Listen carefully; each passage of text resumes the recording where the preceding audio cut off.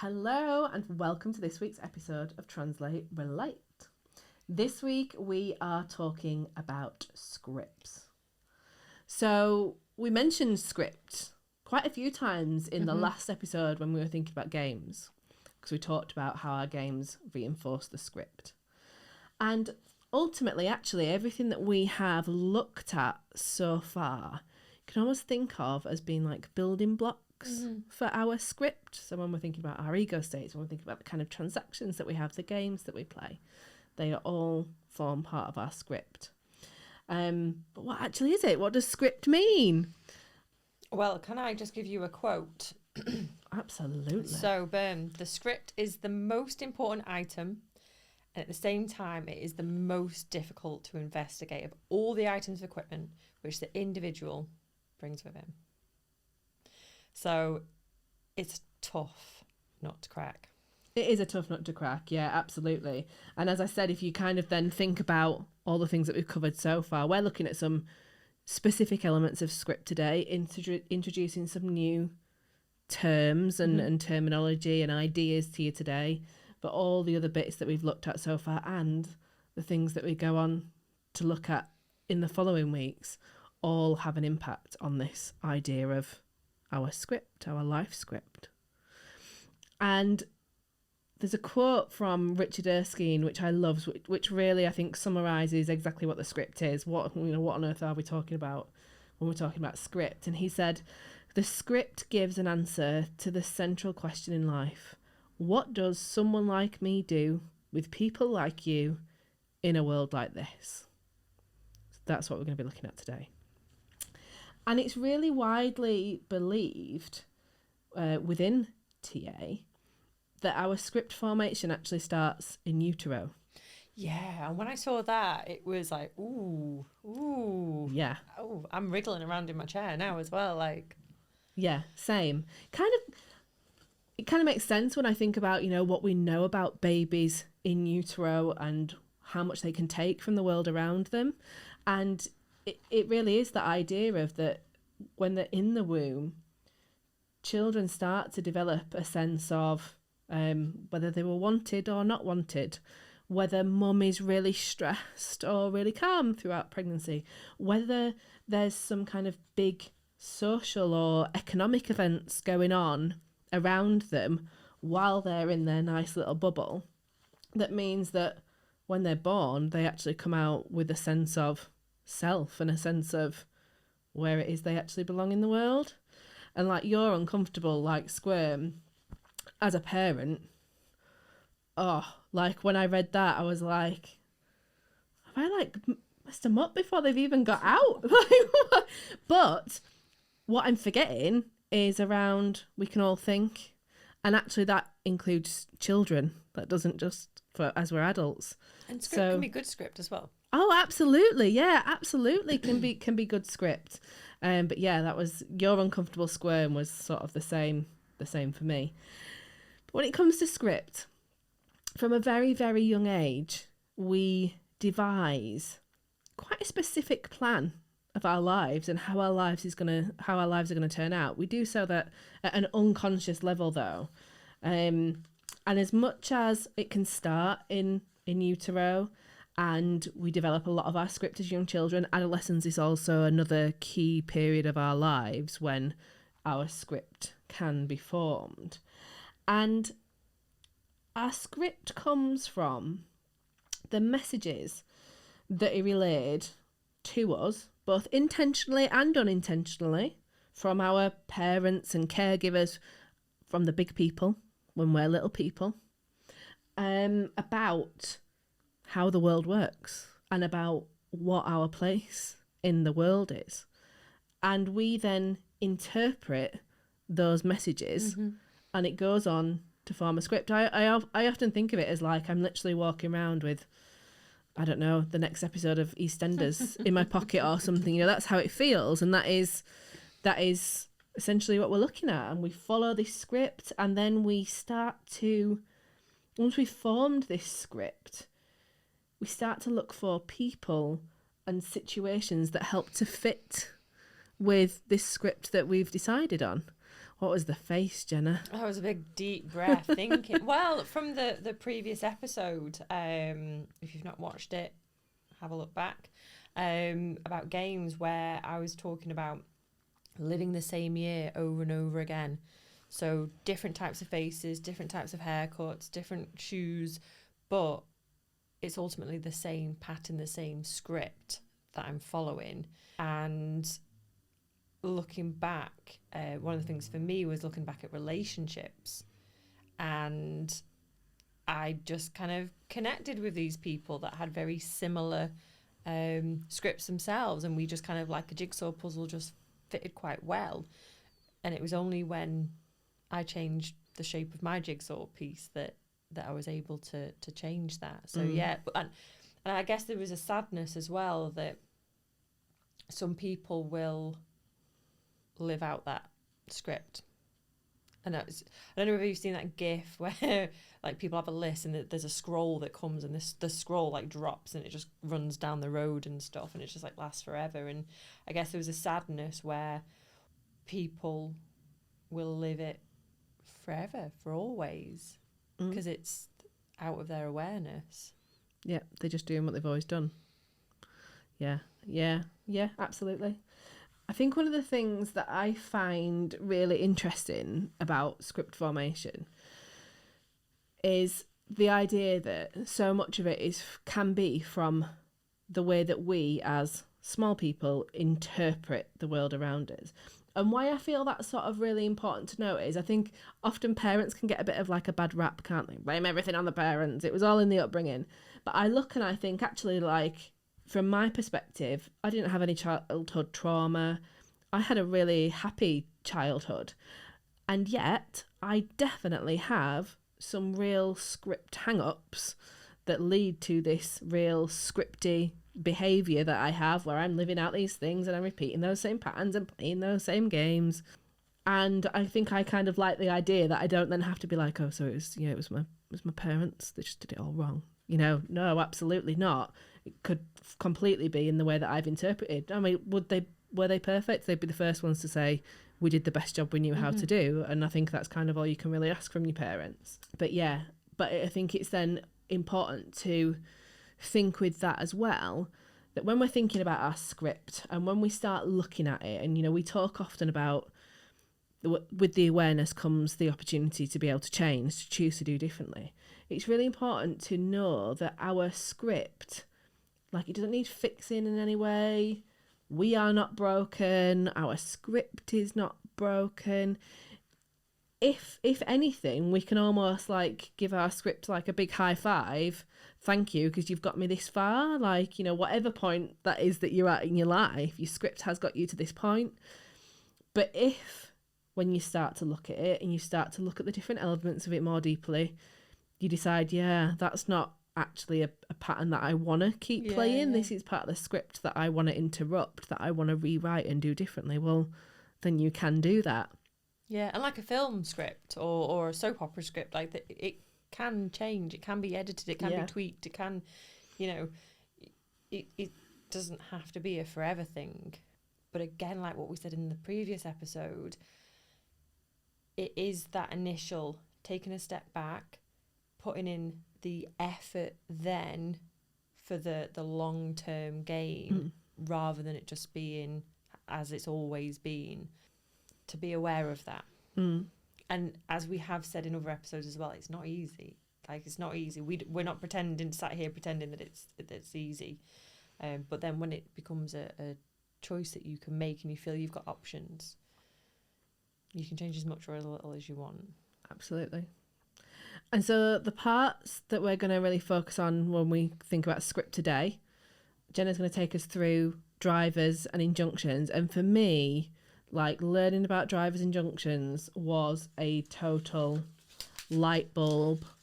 Oh my goodness, yes, now it all makes sense kind of moment. Yeah. And so I've got a couple of big notes. So what you'll have on your screen at the moment is Adrienne Lee's drowning person diagram. And I cannot remember how I came about knowing this. but I love it. I love it. It explains such a complex idea in such a simple way. So what you'll see on the top are what we call our drivers, and these are things that drive us forward. So in this diagram, what keeps us afloat, what keeps our head above water. So we have got be strong, hurry up, be perfect, try hard, please others. What are yours? Be strong and try hard. Yeah, try hard, be strong. I've also got an added hurry up. I'm always in a rush. I won't keep you long. I won't be a sec. This won't take too long. I'll be off the phone in a minute. Like, I'm constantly trying to speed things up. I've also got a very poor idea of how long things take. So that's my kind of try hard and hurry up, like merging together. Like, I'll take on like 86 projects. It take me 2 hours. Doesn't.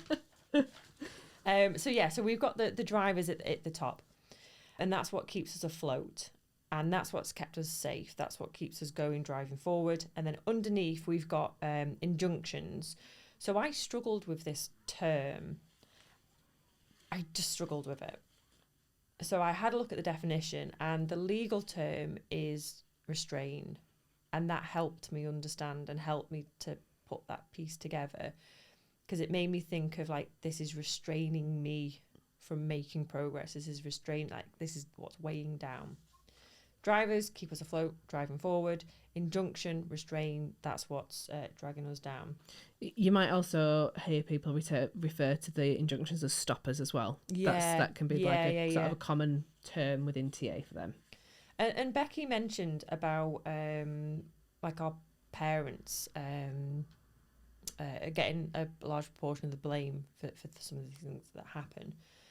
And it can be, at the time, a very helpful message. So as one of the weights, it says don't. And that might be, don't run across the road, don't put your fingers in the toaster, don't, I don't know, mix electric and water, put your TV in the bath, or whatever.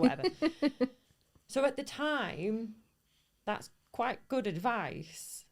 But then as the child, if we kind of decide that means, well, I can't do anything, I mustn't do anything at all, like don't, that's when it can become quite negative and impact us quite a lot. And one of your things that you talk about is the Instagram and the kind of toxic positivity. One of the things is like, you don't have to be perfect. Yeah, I see it all the time around, everything doesn't have to be perfect, or things like, stop pleasing others, like it's okay to look after yourself first. Now, on the surface, these are really valid, important messages. The problem is, and that's where I think this diagram illustrates it so beautifully, if you try and encourage someone to stop being perfect, you're essentially chopping off the thing that is keeping them afloat. You're chopping off the thing that has kept them safe. And all they are then left with is that weight dragging them down underneath. And that can leave people feeling in a really, really vulnerable position. It's really important that we don't chop those balloons before we've dealt with the weights, because the balloons, so all the injunctions, all those weights, there are don'ts. Don't exist, don't grow up, don't be you, whatever. And your drivers are your I'm only okay if. I'm only okay if I be strong. I'm only okay if I be perfect. That's why we have them. That has been our safety mechanism of how we can then keep our afloat with these injunctions. So, like, for example, I have a don't be important injunction unless I am being strong. So I can be the centre of it all. I can hold everyone up. I can be the one that everyone knows will deal with something. I can be the go-to for a big group of people. At that point, it's all right for me to be important because I'm being strong. So I can only be important if I am being strong. And so, yeah, that is something that then it just really sort of sets my teeth on edge every time I see it on social media. Like, you just don't have to be perfect. Absolutely, you don't have to be perfect. We need to deal with whatever it is that's underneath that makes you think you need to be perfect first. Yeah, and it's so an example that within the workplace for me. So my try hard, hurry up. I'm like go go go, do do do, and I'm like I'm an 80%er. As long as it's 80% okay. I mean, naturally there's some things that need to be very accurate, but overall, like, I'm an 80%er. I want to get started and then I'll learn the 20% as I go along. However, we have got be perfects in the office. They don't like that. No. They don't like that at all. So, but we're able to recognise in the office how if everything was perfect, we wouldn't achieve as much as we're going to achieve. So how can me and the Be Perfect colleague work together? Well, I can like truck through, get started, make a mess, and then she can perfect the rest, because then stuff has got started, but then she's able to meet her needs as well. But recognising that we're going to do things at different speeds, but how can we, rather than having any tension between us, how can we use that to our advantage? And I remember when I was explaining to her about this diagram, I gave the example. We recognised that her driver was Be Perfect. And I says, oh, so, you know, you might be talking to another colleague and they might say, oh, you know, it doesn't have to be perfect. And you might get a feeling that kind of goes like, oh, but it does. And she says, yeah, that happened. And I said, yeah, so that's what that is. That's what that is. So my try hard and my hurry up, I guess, has got me to places that I wouldn't have got if I had to be perfect. So I appreciate that. But what I'm working really hard with now is how can I use that and harness that power and that driving force, but so it doesn't put my health at risk, because that's been something that's been a trap that I've fallen into, where I've just gone, and then I end up an exhausted pile on the floor because it's like I just can't go any further. But then my Be Strong kicks in. It's like, but I'm okay. Yeah. Can't go any further, but I'm fine, actually. Yeah, it's all good. It's all good. I'll be up again in a minute. And I think that's where, like, when I've seen Adrienne, you know, talking about this before, thinking about the drowning person, because the ultimate goal of transactional analysis is autonomy. The idea of being able to live script free. And I love there's then I saw her with like a little animated video of like the person, and they've cut everything, and they no longer have the injunctions, they no longer have the drivers, but as they're swimming along in the sea, they can grab that Be Strong driver when they need it, and they can use it, and then they can let it go again, as opposed to having to have it permanently sort of shackled to you. And yeah, I really love that idea, and that's kind of what it sounded like you were talking about. You know, there's times when I want to be able to use it because it's going to come in really handy, but I also need to be able to let it go so that it doesn't leave me in that big pile on the floor. Yeah, and we've talked like throughout the podcast of none is good nor bad. How can we make better conscious decisions about what we do, our behaviour, our communication? And for me now, it's like I've tried really hard for a really long time, and now I just want to take a step back. I just want to take a little step back, not too much, just a little step back. And because as a result of this, although, yeah, I've achieved this, I've done this, I've done that, fantastic, amazing, like, what has the cost been to my health? Like, at what cost? And that's something that I don't want to, like, compromise anymore. So I don't want to be an exhausted pile. I want to use it. It's. I'm not saying it's good. I'm not saying it's bad. But the levels that I was using at was not a good level. So it's how do we get that balance of recognising, using to our advantage, but also making sure that, you know, we're okay. And for me, that I don't end up in the I'm not okay, you're okay. So yeah, that's kind of one of the examples that I think this diagram has really helped me to understand. And I kind of, once I found this diagram, I'm sure the Google searches just went because I'm like, oh, have you seen this diagram? Have you seen this diagram? It does, and it's a really, I think the beauty of the diagram, it just helps to illustrate, you know, when you otherwise you're thinking about, okay, injunctions and don'ts, and then I'm only okay ifs with your drivers, but as soon as you see, you know, that idea of that person swimming, oh, okay, so that's what the injunctions are doing. They're pulling you down. The drivers, they're keeping you up. Yeah, and away we go. And something that I've enjoyed for the most part is sort of learning more about what my injunctions are. Like, I definitely knew I had a don't feel injunction, but the don't be important one was a surprise to me. And I've got it's a brilliant to me. It may not be brilliant to any of you, but a brilliant to me story of when I realised that I have this don't be important injunction going on. So it was my birthday. Coming up to my birthday, and let's say maybe like 2 weeks beforehand, my other half said to me, go and buy yourself a new outfit. I'm taking you out for your birthday, but I'm not telling you anything else. And I was like, oh, so I mean, naturally, you know, I had to ask many questions because, you know, like, was this a day thing? Was it a night thing? How much was going to be on my feet? And am I going to be eating? You know, do I need to consider bloating? And he's like, you need to stop asking questions and just get something. And so I was like, right, okay. And I should say at this point, my partner he's a very capable person. So it's not like I'm then raising 3 children because he's like an extra child or anything.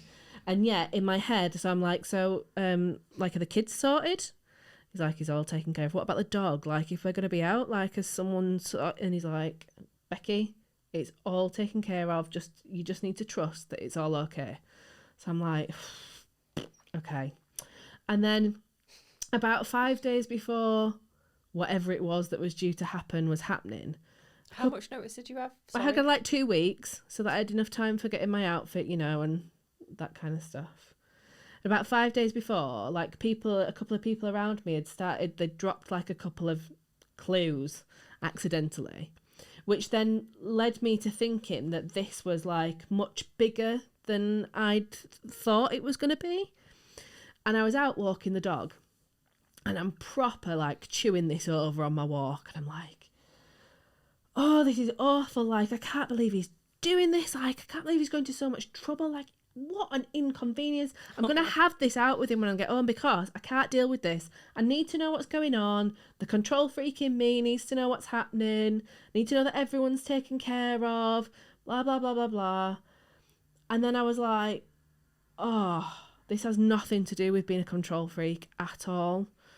As soon as I thought about what an inconvenience it was for everyone, it like hit me like a ton of bricks, that I was like, it's because I have this thing that I can't be important. And it felt like that, you know, he's going to a lot of effort.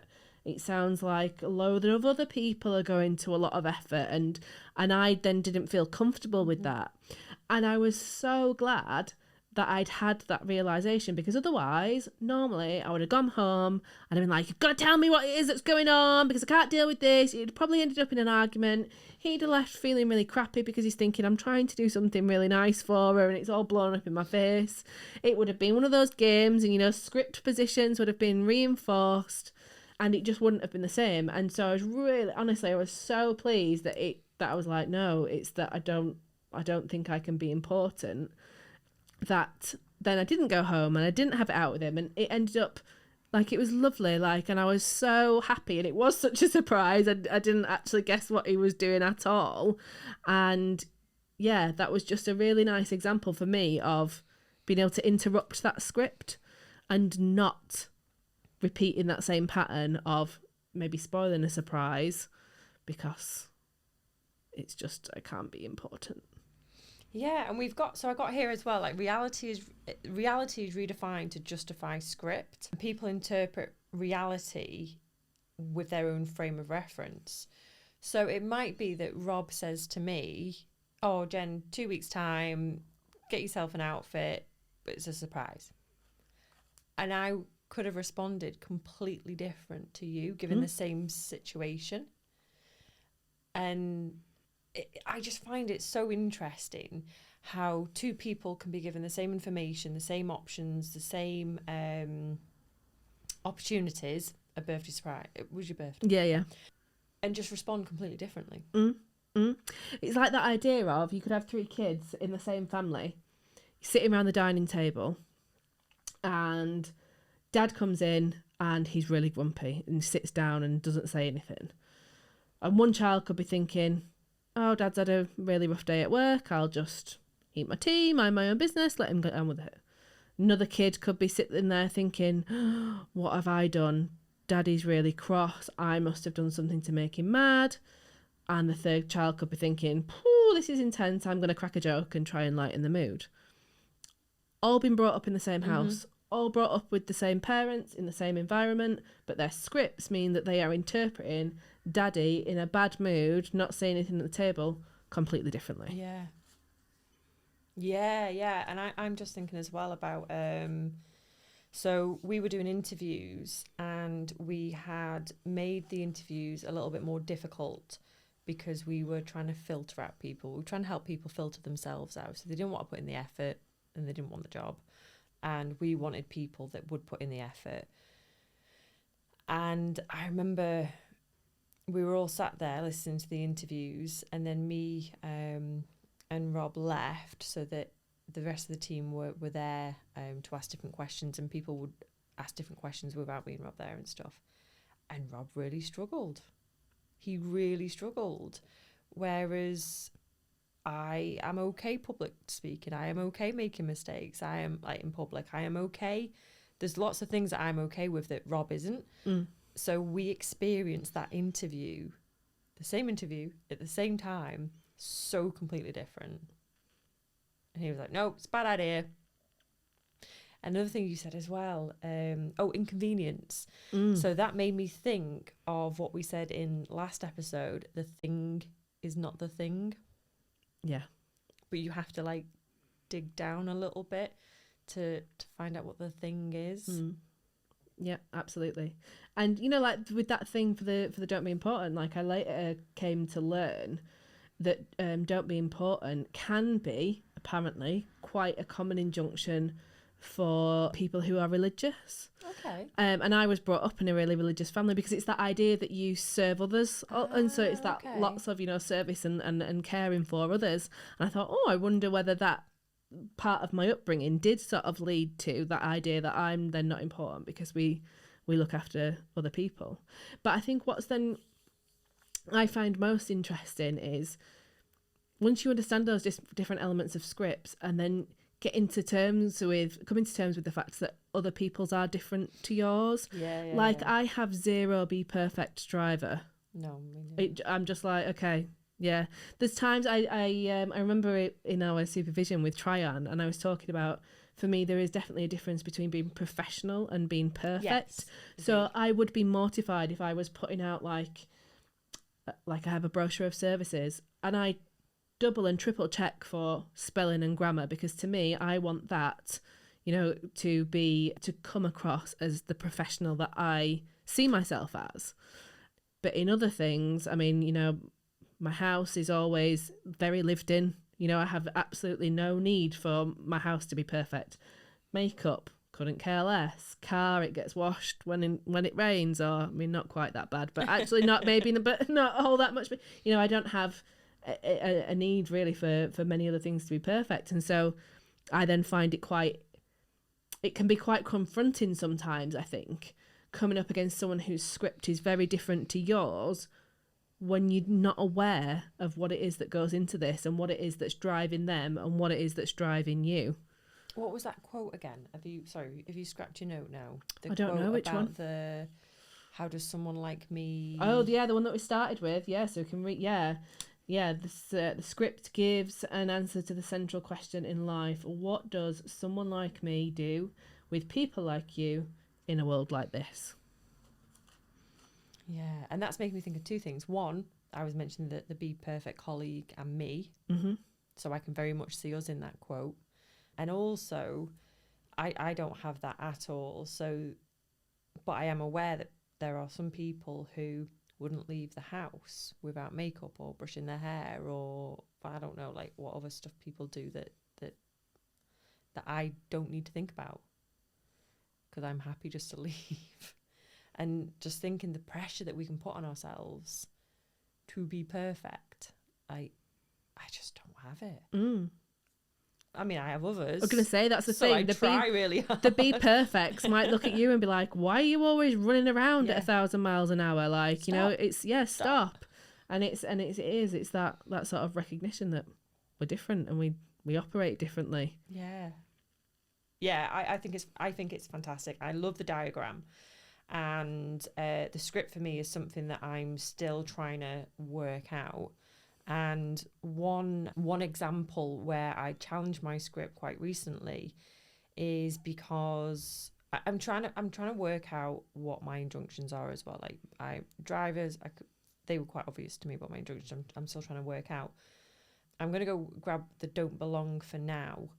So I would, in a new group situation, I tended to be in my own activity during break time. So I would be checking emails on my laptop, doing work, whatever.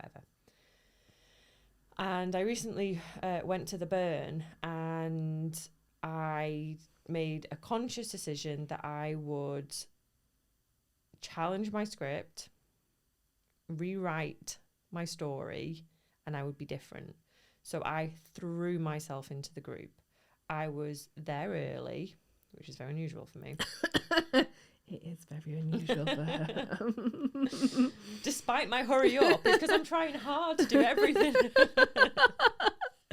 So I was there early, having a drink, bit of pastiming with people. On break times, I was there with the group, and a real conscious decision.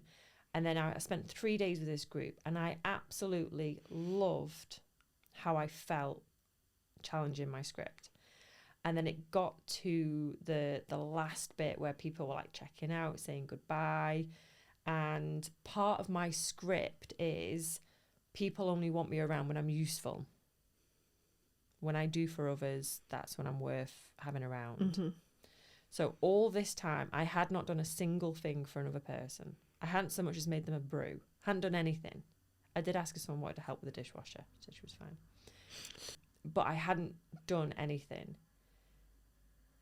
And then we were checking out, and I was like, oh, you've got a problem that I've got a solution to, and I think I could help. And I was like, Jen, don't do it, Jen. Don't do it. Don't say it. Don't let it fall out your mouth. And it didn't. And I drove home. I acknowledged the script with the group and how I had challenged myself to be part of the group. And I got really nice feedback, which you can say, well, they said because you're in the room. But also they didn't need to say anything. So that was lovely feedback from me challenging my script. And then I drove home quite chuffed with myself.